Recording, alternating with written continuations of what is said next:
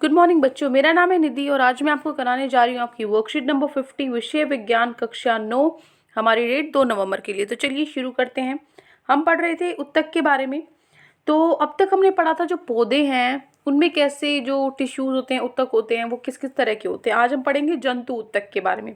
जंतु उत्तक में एपिथीलियम को आज हम कवर करेंगे। तो देखो, पौधों की तरह हमारे शरीर में भी बाहरी रक्षा उत्तकों द्वारा ही होती है।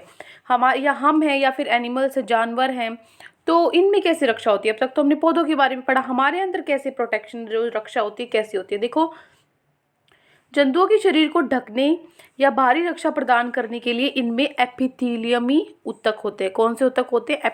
एपिथीलियमी। ठीक है, इनका काम क्या होता है? ये कार्य जंतुओं के शरीर, आंतरिक जो अंदर के अंग होते हैं, गुहिकाओं को ढकना और भिन्न भिन्न प्रकार के शारीरिक तंत्रों को एक दूसरे से अलग रखकर रक्षा करना है। ठीक है, हमारे शरीर में त्वचा, मुंह, आहार नली, रक्तवाहिनी, फेफड़ों की कुपिका आदि सभी एपिथेलियम ऊतक से बने हैं। यह 4 प्रकार के हैं। कौन से देखो यहाँ पर 5 लिखे हुए हैं, लेकिन जो हमारा शाल्की है और ये स्तरित है, ये इसी का सब पार्ट है। ठीक है, इसी का एक पार्ट है।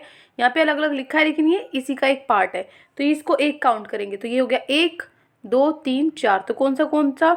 शल्की एपिथेलियम, स्तरित शल्की और घनाकार एपिथेलियम।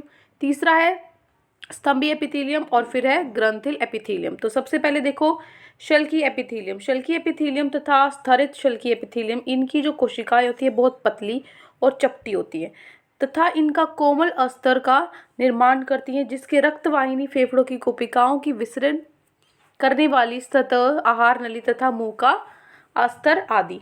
देखो, ये क्या होती है? बहुत ही पतली और चपटी हुई होती है, बहुत ही डेलिकेट, जो नाजुक होती है ना, बहुत वैसी नाजुक होती है इसकी जो कोशिकाएं हैं इनकी। और ये कहाँ पर मिलती हैं? ये जो हमारी रक्तवाहिनी है, फेफड़ों की कोशिकाएं, वहां पर ये मिलती हैं। ठीक है, त्वचा की शल्कीय एपिथेलियम कई परतों में व्यवस्थित होकर स्थित शल्कीय एपिथेलियम ऊतक का निर्माण करती है। मैं आपको बता रही थी कि ये इसी का एक पार्ट हो जाता है। तो देखो कैसे बन जाता है। त्वचा जो एपिथेलियम, उसमें बहुत सारी जब परत हो जाती है ना, इसकी शल्कीय एपिथेलियम की जब बहुत सारी परत एक जगह व्यवस्थित हो जाती है तो वो क्या होती है? स्तरित शल्कीय एपिथेलियम ऊतक का निर्माण करती हैं। ठीक है, उसके बाद है स्तंभी एपिथेलियम। स्तंभी एपिथेलियम में देखो, जहां अवशोषण और स्त्राव होता है, जैसे आंतों और श्वसन नली की भीतरी अस्तर में, जहां पर आपका जो अवशोषण और स्त्राव मतलब जहां पर कोई चीज ले रहा है या कुछ निकाल रहा है, सिक्रीट कर रहा है, कोई जूस या फिर कोई हार्मोन कुछ सिक्रीट कर रहा है या फिर अवशोष कुछ सोख रहा है। ठीक है, वहां पर ये मिलता है। जैसे हमारी आंत हो गई, श्वसन सांस लेने की नली हो गई, इनके भीतर ये मिलता है। ठीक है, तो स्तंभी एपिथेलियम की जो कोशिकाएं हैं वो स्तंभाकार की होती है। स्तंभ मतलब देखो, ये दिख रहे हैं ना आपको, ऐसे स्तंभ जैसे खंबे से हैं, तो ये स्तंभाकार की होती है। जो श्वसन नली, हमारी सांस की जो नली है, उसके भीतरी में स्तंभाकार कोशिकाओं पर धागे के समान संरचनाएं होती है। ठीक है, पतले पतले धागे की तरह बना होता है, जो पदार्थ के चालन में सहायता करता है। ठीक है, जो लिक्विड जा रहा है नीचे, उसमें उसको चलाने में वो मदद करता है। इसमें इन्हें असाधारण स्तंभी ऊतक कहते हैं। ठीक है, अब देखो, उसके बाद है घनाकार एपिथेलियम। ये घनाकार कोशिकाएं वृक्क की नलिकाओं और लार ग्रंथियों के अस्तर को बनाती है। यह इन्हें यांत्रिक मजबूती प्रदान करती है। इसकी कोशिकाएं ग्रांथि कोशिकाएं का काम भी करती हैं, जो जरूरी पदार्थों का स्त्राव करती है। ये कैसी होती हैं? ये जो घन होता है ना आपका, घन आकार की ये नलिकाएं होती हैं। ठीक है, इसमें जो लार होती है, हमारी सलाइवा, थूक वगैरह होता है, ये है ना, उसमें वहां पर उसके अस्तर में ये अस्तर को बनाती हैं। तो इनकी जो यांत्रिका है ये बहुत मजबूती प्रदान करती है हमें।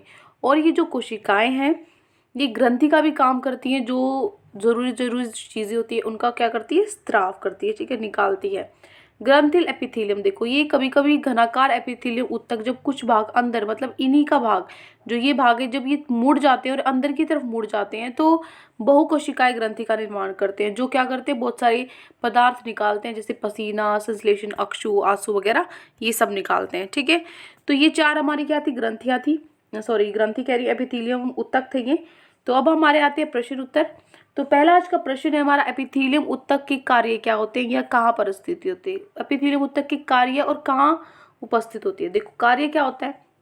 इनका मुख्य कार्य जंतुओं के शरीर, आंतरिक अंगों, गुहाकाओं को ढकना, भिन्न भिन्न प्रकार के शारीरिक तंत्र को एक दूसरे से अलग रखकर रक्षा करना है। ठीक है, तो ये जो 3 लाइन है, उसके बाद ये कहाँ पर मिलता है? ये मिलता है इन रक्तवाहिनी कुपिका के फेफड़े यहाँ तक। ठीक है, तो ये देखो, यहाँ से लेके यहाँ तक ये आपको लिखना है अपने उत्तर नंबर 1 में, ठीक है। ये बस ये लाइन काटनी है, ये पूरा आपको लिखना है इसमें, ठीक है। ये आपको लिखना है अपने उत्तर नंबर 1 में। हो गया आपका फर्स्ट क्वेश्चन। अब चलिए सेकंड क्वेश्चन पे। सेकंड क्वेश्चन है आपका कि एपिथेलियम ऊतक सामान्यतः कितने प्रकार के होते हैं। ये 4 प्रकार के होते हैं। आप लिखो, यह 4 प्रकार के होते हैं। ये लिखोगे फर्स्ट, फिर लिखोगे सेकंड, ये लिखोगे थर्ड और ये लिखोगे फोर्थ। बस ये 4 लिखने, ये आपको नहीं लिखना, ठीक है।